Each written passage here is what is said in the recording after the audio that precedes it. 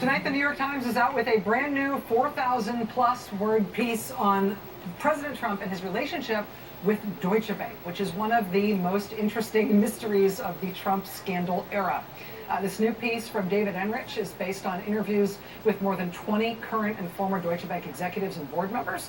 His new reporting shows, among other things, that Deutsche Bank appears to have played along as the president engaged in something that Michael Cohen alleged was bank fraud, inflating his assets in a financial statement so that he could get money from Deutsche Bank to make a bid for the Buffalo Bills NFL team. Why would they go along with that, knowing he was lying to them about his assets? But that's kind of just the foam on top of the beer here. There's a lot more. Quote, over nearly 2 decades, Deutsche Bank's leaders repeatedly saw red flags surrounding Mr. Trump. There was a disastrous bond sale, a promised loan that relied on a banker's forged signature, wild exaggerations of Mr. Trump's wealth, even a claim of an act of God. However, quote, time after time, with the support of 2 different chief executives, the bank handed money, a total of well over $2 billion, to a man whom nearly all other banks had deemed untouchable. We know how much this relationship benefited President Trump, right? After all, he was on the receiving end of $2 billion worth in loans. But what was in it for Deutsche Bank? Why did they keep doing this? Joining us now is David Enrich, the reporter behind this piece. He is the finance editor for the New York Times. He's also the author of a forthcoming book about Deutsche Bank. Mr. Enrich, congratulations on this piece. Thanks for coming in. Thank you. It's my pleasure.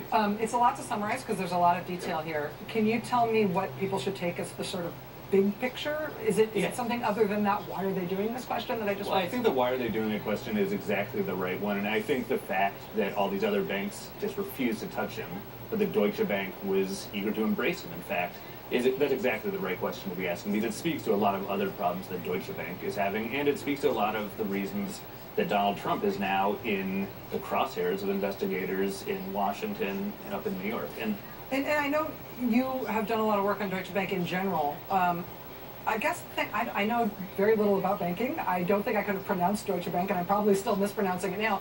You're doing it right. I'm doing all right. Were it not for the Russia scandal and the follow the money type investigations that are happening here. But from your understanding, is Deutsche Bank just this kind of a bad bank? And they make these kinds of seemingly inexplicable deals and bad deals and even disastrous deals with all sorts of people who fit Donald Trump's profile? Or do they treat him specially? Well, they do treat Donald Trump specially. I mean, he became a big priority for the bank over the past 20 years. He was making a tremendous amount of money for the bank, in fact, and he was helping the bank burnish its reputation. They would host golf tournaments, and Donald Trump would be one of the celebrity participants. Mm-hmm. They filmed promotional interviews, and Donald Trump and sometimes Ivanka Trump would be stars of those interviews, boasting about what a great relationship they had with the bank. But Deutsche Bank also has a long, very pronounced history of lending to clients that turn out not to be very smart, and sometimes of engaging in criminal conspiracies. They've been involved with Russian money laundering.